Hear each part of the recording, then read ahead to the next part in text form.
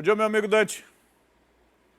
Libera o áudio do Dante, eu não tô ouvindo ele não, por favor. Tá me ouvindo aí? Agora tô ouvindo. Pronto. Rapaz, eu vi você numa esteira com um negócio de um elástico ali. O que é aquilo? É pra maratona que tá correndo ou tu vai pra uma luta? Aquilo ali é um sofrimento, rapaz, é um sofrimento. Porque aquilo fica te puxando e você tem que ir contra aquilo ali com a esteira inclinada. Não, eu fico pensando, ralado, por que a criatura sofre daquele jeito e ainda registra o sofrimento ainda? É pra não esmorecer, O cara manda o cara filmar que é pra não parar, entendeu? Bom, falando em sofrimento, vamos ver o Michel Temer, quer dizer, vamos assistir um trecho da entrevista do Michel Temer, que é o tema do início do nosso bate-papo. Ele deu uma entrevista no programa Roda Viva da TV Cultura, né, onde disse que não participou do golpe. Ele não fez parte do golpe. Ele só se tornou presidente da República. Por acaso. E ele fala em golpe, né? Acho que a gente tem um vídeo aí, né, pra gente dar uma olhadinha. Exatamente, vamos ver. Ponto é este, eu jamais apoiei ou fiz empenho pelo golpe. Aliás, muito recentemente, o jornal Folha detectou um telefonema que o ex-presidente Lula me deu, onde ele pleiteava e depois esteve comigo para trazer o PMDB para impedir o impedimento, e eu tentei. Mas a esta altura eu confesso que a movimentação popular era tão grande, tão intensa, que os partidos já estavam mais ou menos vocacionados, digamos assim, para a ideia do impedimento. Mas veja que até o último momento, e esse telefonema do ex-presidente Lula revela exata e precisamente que eu não era, digamos, adepto do golpe. Mas não era golpe, né? Eram pedaladas fiscais? Pois é, na época, era improbidade inclusive, administrativa. Tinha essa coisa, né? Quem era favorável a Dilma falava em golpe, e quem era favorável à queda dela falava que era um rito legal previsto pela Constituição, e ficou essa discussão, né? Quando a gente vê agora o ex-presidente Michel Temer, que foi presidente graças a esse impedimento, graças ao impeachment, né, da Dilma Rousseff, falar duas vezes, né? Ele fala duas vezes que não foi favorável ao golpe. A gente não sabe se ele está cometendo um ato falho, né? Ou se ele de fato encarou isso como um golpe, como algo que não estava dentro dos preceitos legais ali da maneira como se estabelecia. Eu vou um pouco além, Dante. Desculpa te cortar. Você fez a respiração para falar. Peraí, segura. Ou então ele sabe de alguma coisa, porque, enfim, o partido dele é que estava à frente da Câmara dos Deputados naquela época lá com o Eduardo Cunha. Então ele sabe de alguma coisa que o dá autoridade para dizer que foi um golpe. Mas eu só estou fazendo uma conjectura também, Dante. Não tem como fazer essas análises políticas desse período, inclusive, sem essas conjecturas, né, mano? Não tem como. Ele até fala, inclusive, ele cita nessa conversa, nessa entrevista que dada ao Roda Viva, na noite de ontem, ele até cita a participação do ex-presidente Lula nessa articulação, né? Porque o que estava acontecendo nesse período, né? O Lula chegou a ser convidado para assumir a Casa Civil, seria nomeado, não foi nomeado graças ao vazamento de uma conversa da ex-presidente Dilma com ele, que foi levada à mídia nacional e foi ao STF, o STF mandou proibir porque estava dizendo que essa nomeação seria para impedir, né, que o processo andasse contra ele na Justiça Federal. Então ele até fala dessa ligação, ele cita aí que o ex-presidente Lula chegou a conversar com ele, para que ele tratasse com os membros do PMDB sobre esse impedimento. E o Michel Temer fala na entrevista que, caso Lula tivesse assumido o ministério como estava previsto, como era a estratégia do PT naquele momento, ele diz que o impedimento não teria acontecido, que Dilma não teria caído, porque Lula tinha muito bom trânsito com o Congresso Nacional, que foi quem acabou levando, né, a decisão a cabo. E curioso também, ele cita também em alguns momentos ali conversas com Eduardo Cunha, dizendo que Eduardo Cunha iria arquivar esses processos e tudo, esses pedidos de impeachment, que já eram muitos ali na mesa dele, mas pela articulação, pela movimentação popular, o impeachment acabou acontecendo na visão do ex-presidente, que chegou ao poder por conta disso, né? É legal lembrar também que ele fala de uma ligação com o Lula, né? Essa ligação com o Lula, ela chegou a vazar o relatório dela, a gente falou dela aqui acho que na semana passada ou na semana anterior, né? Ligações do ex-presidente para o agora, né, também ex-presidente Michel Temer, que eles conversaram sobre isso e ele comprova, essa ligação dele comprova, né, que aquelas conversas que vazaram ali, quer dizer, essas conversas de fato não vazaram. O resumo dessas conversas foi publicado pelo Intercept e pela Folha há 2 semanas, comprova a autenticidade disso, né? Comprova a autenticidade daquelas conversas que foram reveladas. Bom, vamos brincar de si, vamos fazer uma brincadeira de si aqui.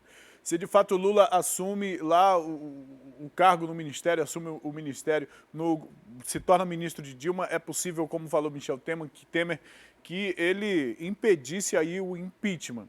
Mas se não houvesse a atuação do partido de Michel Temer, se o PMDB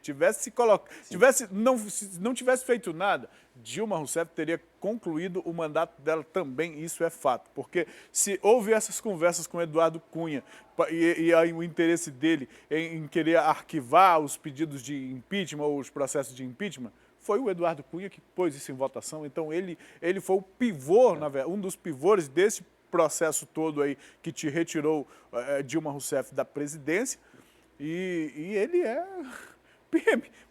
agora é MDB, né? Agora é presidiário também. Justamente, agora é presidiário também. Agora, é importante a gente trazer esse tipo de conversa. Eu sempre gosto de fazer esse link, Dante, com quem está assistindo a gente, porque nós estamos repercutindo aqui a entrevista em uma TV, na TV Cultura, que é a TV estatal, é a TV do governo, a TV Cultura, né? Uma entrevista nacional, inclusive, na rede nacional da TV Cultura, de um homem que foi presidente da República do Brasil, mas que não mora aqui no estado do Amazonas, está lá para o sudeste do país, em Brasília, enfim. Por que a gente traz isso para a nossa conversa aqui no Manhã no Ar, nesse papo com a redação do Jornal A Crítica? Porque isso interessa a todos nós. Nós precisamos, nós amazonenses, você que mora aí na Zona Leste, na Zona Norte, no interior, nas comunidades do interior, a gente precisa entender e saber o que está acontecendo, o que acontece por trás dos bastidores da política, da nossa política. Porque o governo de Michel Temer, o pouco período que ele ficou lá, trouxe mudanças e mudanças profundas, porque ele, inclusive, esteve lá diante de algumas reformas, da reforma trabalhista que teve aí, que aconteceu. Houve uma outra reforma também, não é, Dante? Ele fez a questão do teto de gastos, né? Que fez aquele congelamento dos gastos em diversos setores por 20 anos. É curioso, Emanuel, só para aproveitar que você falou nisso, nesse momento, nessa entrevista que ele fez lá no Roda Viva ontem, na hora de falar sobre o atual governo, ele foi questionado, a visão dele sobre o atual governo, ele se manteve bem sereno, não fez críticas, mas fez um autoelogio, né? Ele falou que das coisas que estavam boas no governo atual, eram herança do governo dele. Aí citou o teto de gastos, citou a reforma trabalhista e disse que as reformas que estão sendo colocadas agora por Bolsonaro são uma continuidade do governo dele. Então ele tenta, de alguma maneira, mesmo fora da política, mesmo tendo que se resolver com a justiça, ele acabou de ser preso, foi a primeira entrevista dele depois de ser preso, né? Ele mesmo fora do jogo político de fato, né? Inclusive o próprio MDB perdeu um pouco de relevância, mas ele tenta ganhar, tenta surfar nessa onda, né? De alguma maneira bem oportunista, como é dos nossos políticos. Né? E por que eu digo que isso é do nosso interesse? Porque um dos legados de Michel Temer na presidência da República para nós aqui também foi a redução do imposto dos concentrados produzidos no Brasil. O que resultou para a gente a perda de uma das fábricas aqui do nosso fábrica, perdemos empregos. Exatamente. É por isso que nos interessa trazer esse tipo de comentário, por isso que nos interessa discutir esse tipo de assunto aqui com você, meu amigo telespectador, você que acompanha o Manhã no Ar, que acompanha aqui as informações e os comentários que o Dante traz a mais. E tem mais. Precisa também, né, só para complementar, a gente precisa estar atento ao andamento, aos ritos legais, né? A gente precisa ser vigilante em relação à sociedade. A gente pode, às vezes, ter um posicionamento A ou B em relação a uma figura da política, em relação a Lula, em relação a Dilma, em relação a Bolsonaro, mas a gente espera, como cidadão brasileiro, que os preceitos legais sigam normalmente, né? Sigam seus ritos normais, porque se acontece com poderosos algumas coisas que não são as mais corretas do ponto de vista legal, imagina com quem não tem condição, com a pessoa que está nos assistindo, que eventualmente, em algum momento, pode ser alvo disso também, né? Exatamente. E o Dante está falando isso justamente porque se foi um golpe contra Dilma Rousseff, ela foi, então, neste caso, a vítima de um golpe orquestrado, do qual Michel Temer deixou claro que não participou. Não participou, mas lucrou bem, né? Mas lucrou, né? Deixa eu mudar de assunto aqui, Dante. A base do governo já conseguiu que 9 deputados pedissem a retirada de assinaturas do requerimento que pede a criação de uma CPI para investigar as revelações do site The Intercept Brasil. A coisa aí do Glenn Greenwald, da Folha também, enfim. Mas Glenn Greenwald com base aí na fonte que ele diz que que fizeram essas interceptações. Por que essa galera está tirando as assinaturas, Dante? Pressão, né? Basicamente pressão. A gente tem, dentro desses nove que estão pedindo a retirada das assinaturas, a gente tem, por exemplo, 2 do PP e 2 de Solidariedade, que fazem parte daquele grupo ali que é chamado de Centrão, né? Que é um grupo de parlamentares que evita posicionamentos evita o confronto e tenta se manter como maioria, né? A gente tem também membros do Novo, do PV, enfim, são 9 deputados, nenhum do Amazonas, né? A gente teve 4 deputados do Amazonas que assinaram essa CPI, mas qual é a grande questão nesse ponto? Eles apresentaram esse pedido de retirada do nome depois que o pedido pela CPI já tinha sido aceito, né? Então, assim, se nada fora do jogo legal acontecer, como a gente estava falando mais cedo, esses nomes não serão retirados agora. O que acontece? Se a gente teve 175 nomes, assinaturas, né, para esse pedido de CPI da Lava Jato. Precisava de 171. Se esses 9 saírem, obviamente, não tem como você pedir uma CPI porque não tem o número mínimo exigido por lei. Então, eles querem tirar esses nomes para inviabilizar a CPI. Só que nesse momento não cabe. Então, em que pé está essa questão? Ela está na mão do presidente da Câmara, do Rodrigo Maia, que vai definir se acata ou não esse pedido. E a partir daí, outras estratégias podem ser tomadas, né? Pode ser que esses nomes depois peçam, depois a gente precisa entender depois o regimento para saber o que acontece depois que a CPI for instalada, quando for criada essa comissão especial para essa CPI, né? A Comissão Parlamentar de Inquérito de Fato, quem serão os nomes, de que maneira ele vai ser o andamento. Mas precisa primeiro, o Rodrigo Maia precisa definir agora se ele acata ou não, com base nas assinaturas que já foram feitas, né? Eles não vão conseguir retirar esses nomes agora, mas é parte desse jogo de articulação política pesado que tem por trás, né? Porque Dante, não é... Desculpa. Não, termina aí. Faz parte do jogo porque a grande questão é que não é interessante para o governo agora essa CPI, porque ela vai atacar diretamente, vai afetar diretamente o ministro da Justiça, o Sérgio Moro, né? Porque ele, na época, era juiz federal e tem conversas dele ali no meio desse bolo todo. É exatamente então isso. Eu, inclusive, vi lá a declaração do Rodrigo Maia dizendo que para ter CPI precisa ter um objeto claro da investigação. Eu não sei se esse é bem o termo que ele utilizou, mas, enfim, é o que ele quis dizer com isso. E eu também tenho dúvida. O que exatamente essa CPI vai verificar? Se o que se denuncia contra Sérgio Moro é real, é correto, ou vai investigar se a maneira como essas gravações foram levantadas, de forma fraudulenta ou não? Qual seria exatamente o objetivo dessa CPI? Já há consenso em relação a isso? Pois dois pontos aqui só para a gente deixar bem claro. Um é esse que o Maia vai analisar por esse aspecto. É uma decisão, de certo ponto, até meio subjetiva, né? Ele consegue articular, caso não haja a intenção dele de instalar a CPI, ele consegue embasar de uma maneira mais, né, subjetiva ali, porque se ele entender que não há um escopo necessário. Qual é a ideia da propositura da CPI? É investigar o que aconteceu a partir dos vazamentos. Não é, de fato, investigar quem foi que vazou, não vai se buscar a fonte, enfim, não é isso que está sendo analisado.